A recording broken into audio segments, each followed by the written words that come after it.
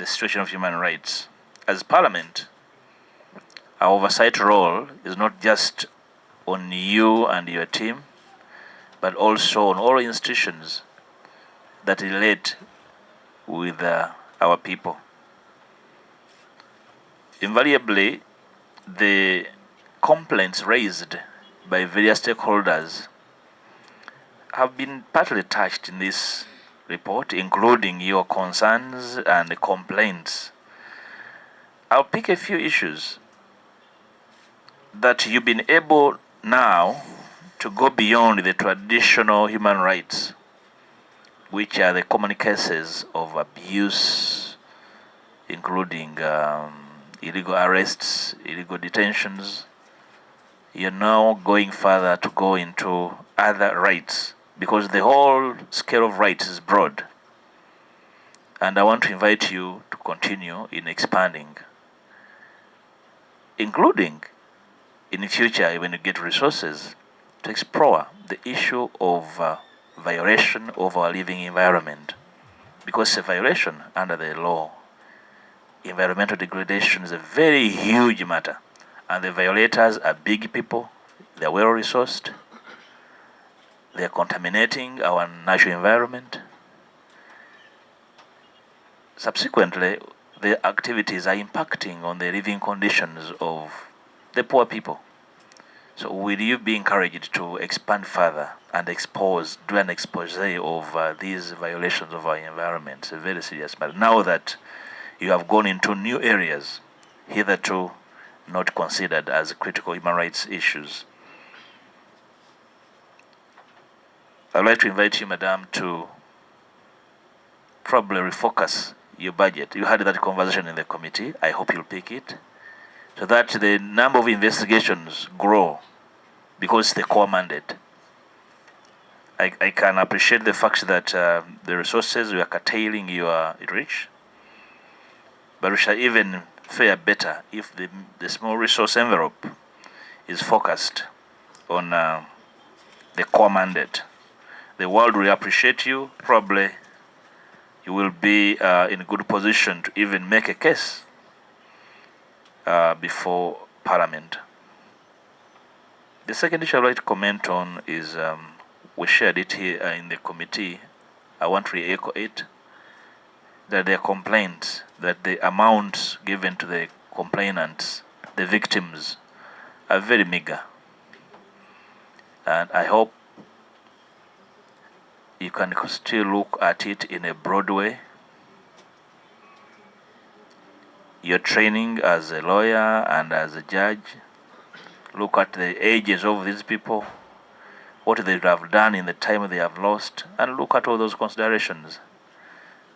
We may not look at the poverty of the country, but the nature of violation, because this is the best way. Now that we focus, the compensation is changed from being broad to the violators. When their budget shrink, probably that's when we shall have sensibility return. You have a monitoring team headed by Madam Ruth. You need to continue monitoring. I'm happy that you are talking about the need for boats. You're mentioning Kalangala and Buvuma. I want to inform you that all lake areas of fishing communities are facing very serious violations. You need to be interested. When I was leader of the opposition, I toured some communities, and the communities powered out. And it was difficult for me. I implored the Committee of Human Rights in Parliament to follow up with the matter, but probably it was constrained. Now that you have this core mandate, you may not wait for the procurement of speedboats. You may have to find it in your budget to reach out to the communities, in the fishing communities. The violation is there and despicable, and the violators know that's very difficult for you to go there. So they can get away with anything, including murder. Property has been burned. Nobody cares. Community leaders are terrorized. they're in fear. So it's your constitutional mandate. I want to encourage you to explore the state of human rights in the fishing communities. It's been a big issue. I raised a motion in Parliament about it. Sometimes Parliament is slow, and it's understandable when we handle certain things. But this being your core mandate, Madam, I would like to invite you to push this. The commitment I take on behalf of the Speaker in Parliament is to follow up on commitments like a NAP, such that the ministers responsible, that should be Minister of Justice, do follow up and complete these policy obligations, such that your hands are not tied. The third issue I'd like to speak about is the congestion in the prisons. It was a matter on the floor of Parliament, I think 2 days ago, but policymakers do not seem to have an agreeable framework on how to deal with it. And I contend that you are part of the JLOS framework. My personal view is different. There are those who believe that we should enlarge the prisons to reduce congestion. My view is that we should instead speed up prosecution. Recruit more prosecutors, recruit more magistrates, not expanding prisons. That for me is not a solution. Because at the end of the day, you'll discover that majority of the people that are in jail for a donkey's years actually have no case to answer. But because of poor investigations, slow prosecution processes, they're rotting away in jails. So can you lead the charge to find something more appropriate? I can assure you that Parliament has tried to grant whatever the judiciary has asked in form of more magistrates. I believe they're going to even recruit more prosecutors.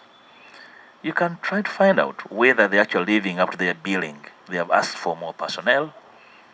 Congestion cannot be solved by expanding prisons. For me, the solution is enhancing the speed of hearing cases by availing personnel and resources so that the judiciary is able to hold sessions in the regions where there are no courts. But you can also lead the charge to advise on the best way of dealing with the congestion in prisons, because we encounter it every day as lawyers. We go to this prison to see clients, and it's very, very bad. They are falling sick. They're contracting diseases hitherto not they never had. So I encourage you to follow it up. And I would like to again thank you most sincerely with your team. I know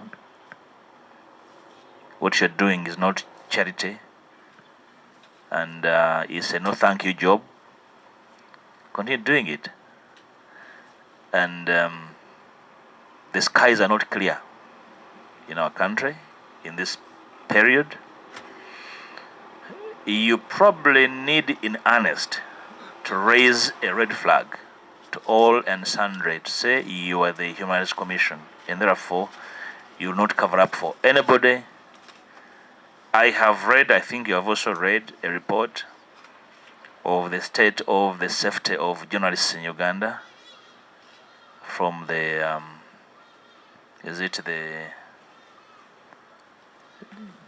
journalists, human rights for journalists something network. Yes, and it was implicating politicians even from the opposition for violating the rights of journalists. So please raise the red flag in earnest, because very soon darkness could set up at noon. But if you're at the center with courage to say, this is our country, we have only this country called home, we can all fit into this one country,